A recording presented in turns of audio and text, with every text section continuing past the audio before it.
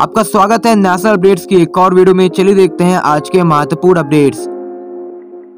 पहली अपडेट उत्तर प्रदेश से है, जहां हिंदुस्तान फूड प्रोडक्ट्स ये सेटअप कर रहा है एक प्रोसेसिंग प्लांट उत्तर प्रदेश के अंदर, जहां पर वो निर्माण कार्य कर रहा है। करीब यहां पर वो 100 करोड़ की इन्वेस्टमेंट करने जा रहा है। रिपोर्ट्स के अकॉर्डिंग फाइनेंशियल ईयर 2024 के क्वार्टर 4 में ये फैसिलिटी ऑपरेशनल हो जाएगी। अभी फिलहाल इस फैसिलिटी के अंदर ये कंपनी मशीन को सेटअप करने का काम कर रही है। दोस्तों इसके अलावा इन्होंने उत्तर प्रदेश के अंदर 300 करोड़ की इन्वेस्टमेंट प्रपोज की है। इसके तहत ये कलर कॉस्मेटिक्स मैन्युफैक्चरिंग फैसिलिटी इसका एक्विजिशन करेंगे 30 करोड़ की इन्वेस्टमेंट के साथ। इसके अलावा कंपनी ने वर्क स्टार्ट कर दिया है नई फैक्ट्रीज को सेटअप करने के लिए तमिलनाडु के अंदर, जहां पर स्पोर्ट्स शूज इन सब की मैन्युफैक्चरिंग होगी। नेक्स्ट अपडेट महाराष्ट्र से है, जहां दोस्तों महाराष्ट्र गवर्नमेंट ने एक MOU साइन किया है US based non profit organisation Rocky Mountain Institute के साथ।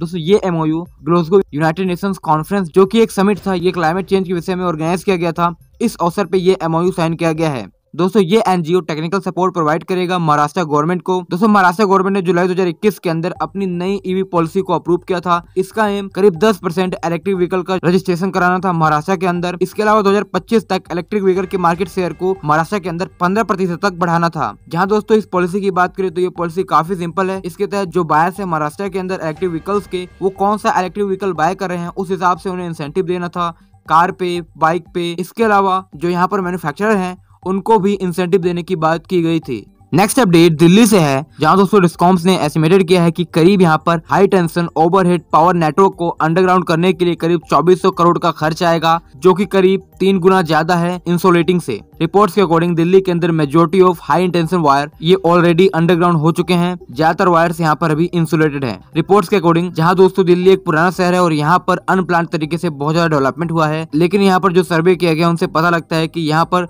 जितना भी high intention overhead power network है ये पहले से ही अंडरग्राउंड कर दिया गया है प्लांट और हाई डेंसिटी पॉपुलेशन एरिया में। यहाँ पर दोस्तों वायर्स की बात करें तो ये अंडरग्राउंड भी ज्यादातर क्षेत्रों में हो चुके हैं। जो अनऑर्गेनाइज कॉलोनीज हैं, इसके अलावा जो रूरल दिल्ली है, सेमी रूरल एरिया है, यहाँ पर दोस्तों अभी भी हाई डिग्री ओवरहेड नेटवर्क ये सब अंडरग्राउंड नहीं हुए हैं, जिन पर काम किया जाएगा। दोस्तों कुछ ही समय पहले कैबिनेट ने आप गवर्नमेंट के इस प्लान को अप्रूव किया था, जिसके तहत दिल्ली के अंदर जो भी बेयर इलेक्ट्रिक लाइंस है इनको इंसुलेटेड वायर में बदलना था। गवर्नमेंट के तहत करीब 2264 किलोमीटर बेयर कंडक्टर नेटवर्क को इंसुलेटेड नेटवर्क में बदलना है। इसके तहत डिस्कॉम्स जैसे कि Tata power Delhi, BSES Yamuna power limited, BSES राजधानी पावर लिमिटेड, इन सबको काम सौंपा गया है।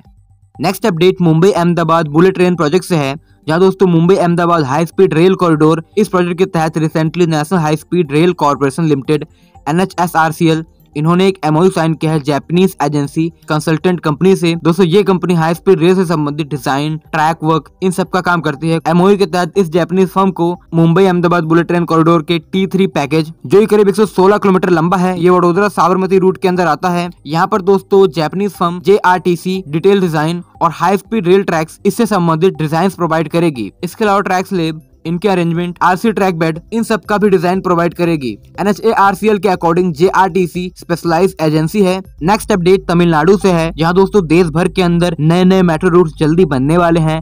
कुछ लाइट मेट्रो होने वाले हैं, रैपिड ट्रांसिट सिस्टम होने वाले हैं। यहाँ दोस्तों चेन्नई मेट्रो रेल लिमिटेड इसने दोस्तों मास रैपिड ट्रांसिट सिस्टम इसके लिए फिजिबिलिटी स्टार्ट कर दी है। ये ट्रांसिट सिस्टम मदुरई के अंदर सेटअप किया जाएगा। इसके तहत दोस्तों फिजिबिलिटी स्टडी कंडक्ट की जाएगी। इसके तहत चेन्नई मेट्रो रेल लिमिटेड इन्होंने टेंडर भी फ्लोट कर दिए हैं। जो भी कंपनी टेंडर जीतेगी वो यहाँ पर फिजिबिलिटी स्टडी कंडक्ट करेगी और बाद में इसको CMRL को अप्रूवल के लिए भेज देगी। इसके अप्रूवल के बाद सेंट्रल गवर्नमेंट की अप्रूवल की जरूरत पड़ेगी। गवर्नमेंट ने कहा था कि हम फिजिबिलिटी स्टडी कंडक्ट करेंगे और जो भी कंपनी को यहाँ पर कॉन्ट्रैक्ट दिया जाएगा इसकी फिजिबिलिटी स्टडी को कंडक्ट करने के लिए, उसको करीब 120 दिनों के अंदर जब उसको कॉन्ट्रैक्ट मिल जाएगा उसको ये सबमिट कर देनी है CMRL को, चेन्नई मेट्रो रेल लिमिटेड को। तो यहाँ पर दोस्तों अभी देखा जाए तो फिजिबिलिटी स्टडी में उन्हीं चीजों का अध्ययन किया जाता है कि यहाँ पर मेट्रो सिस्टम सक्सेसफुल हो पाएगा या नहीं हो पाएगा, फ्यूचर प्रेडिक्शन किया जाता है। इसके अप्रूवल के बाद दोस्तों काम आगे बढ़ता है। नेक्स्ट अपडेट ग्रेटर नोएडा से है, जहाँ दोस्तों कई सारे इंडस्ट्रियलिस्ट को ग्रेटर नोएडा के अंदर 14 लैंड पार्सल एलोकेट किए गए हैं। बात करें तो ये ग्रेटर नोएडा अथॉरिटी ने एलोकेट किए हैं। इससे ग्रेटर नोएडा अथॉरिटी को करीब 130 करोड़ रुपए का रेवेन्यू होगा। दोस्तों बात करें इस लैंड पार्सल की, इससे इस क्षेत्र में करीब 800 करोड़ की इन्वेस्टमेंट प्रपोज की गई है, जिससे करीब 2000 लोगों को रोजगार मिलेगा। यहाँ पर ग्रेटर नोएडा अथॉरिटी के CEO नरेंद्र भूषण, इनके अकॉर्डिंग ये जो लैंड पार्सल एलोकेट किया गया है ये Ecotech 10, Ecotech 1 extension, Ecotech 8, Ecotech 6, Ecotech 10, sector 16, Ecotech 11, ये जो लैंड पार्सल है ये 4000 स्क्वायर मीटर से कम का है। इसके तहत लकी ड्रॉ किया गया था और 14 लोगों को भूमि आवंटित की गई थी। दोस्तों बात करें तो ये साल काफी अच्छा रहा है। चाहे वो ग्रेटर नोएडा अथॉरिटी हो या फिर Yamuna expressway industrial development authority हो, इन सब ने काफी अच्छा रेवेन्यू जनरेट किया है लैंड पार्सल की बिक्री से। क्योंकि जब यहाँ पर बड़े बड़े प्रोजेक्ट्स अनाउंसमेंट किए गए तभी से बहुत सारे इंडस्ट्रीज यहाँ पर इन्वेस्टमेंट करने के लिए रुचि दिखा रहे हैं। न केवल बड़े इंडस्ट्रीज बल्कि जो भी छोटे इंडस्ट्रीज हैं वो भी काफी रुचि दिखा रहे हैं। इससे संबंधित जो भी यहाँ पर अथॉरिटीज हैं, एक स्कीम आई हुई है जिसके तहत जो कम लैंड पार्सल है उनको भी बेचा जा रहा है। उसके लिए ऑनलाइन एप्लीकेशन मांगे जा रहे हैं।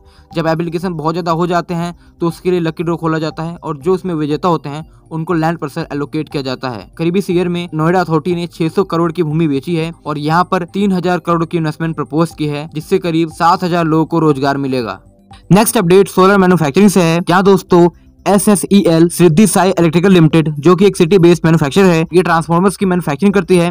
दोस्तों इसने लेटर ऑफ अवार्ड रिसीव किया है। न केवल इसने बल्कि रिलायंस की सब्सिडरी और जिंदल ग्रुप की सब्सिडरी, इन्होंने भी लेटर ऑफ अवार्ड रिसीव किया है Indian renewable energy development corporation इससे। इसके अलावा टोटल ये करीब भारत के अंदर 12000 मेगावाट की सोलर मैन्युफैक्चरिंग कैपेसिटी सेटअप करेंगे। इसके तहत ये सोलर फोटोवोल्टिक मॉड्यूल्स की मैन्युफैक्चरिंग करेंगे अंडर प्रोडक्शन लिंक इंसेंटिव। दोस्तों बात करें तो ये companies polysilicon, ingot, wafer, cell और मॉड्यूल मैन्युफैक्चर करेंगे। यहाँ पर बात की जाए तो SSEL दोस्तों ये देश के one of the largest player है ट्रांसमिशन और डिस्ट्रीब्यूशन सेक्टर में। जिसके अलावा ये देश के अंदर एक लीडिंग ट्रांसफार्मर मैन्युफैक्चर है। इसके पास 25 इयर्स का एक्सपीरियंस है। इसने देश के अंदर EPC मॉडल के तहत 80,000 मीटर ट्रांसमिशन नेटवर्क डेवलप किया है। इस रिपोर्ट्स के अकॉर्डिंग SSEL को 1875 करोड़ रुपए, जिंदल की सब्सिडी को 1390 करोड़ रुपए, रिलायंस की सब्सिडी को 1190 करोड़ रुपए 5 सालों के अंदर इन सभी कंपनीज को इंसेंटिव दिया जाएगा। दोस्तों ये जो टेंडर इन्वाइट किया गया था ये मई के अंदर इन्वाइट किया गया था। फरवरी के अंदर सोलर सेक्टर में PLI को अप्रूव किया गया। फिर उसके बाद धीरे धीरे ये काम हुआ। इसके अलावा 18,000 करोड़ का एडिशनल इंसेंटिव दिया जाएगा। इसके लिए 13 कंपनीज को शॉर्टलिस्ट किया गया है।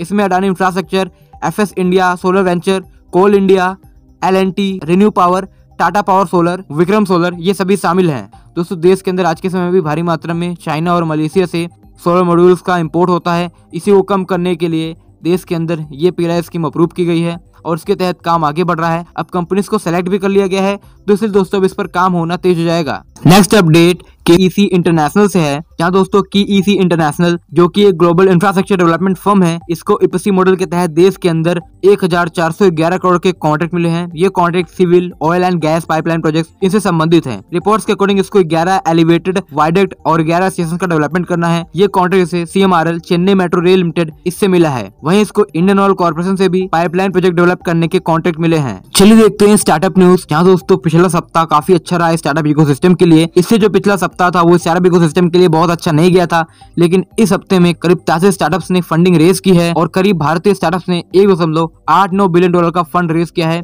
पिछले हफ्ते। इसके अलावा सबसे ज्यादा फंडिंग बायजूस ने रेज की है 1.2 बिलियन की। वहीं 2 स्टार्टअप्स पिछले हफ्ते यूनिकॉर्न बने हैं। तो दोस्तों धन्यवाद आपका ये वीडियो देखने के लिए।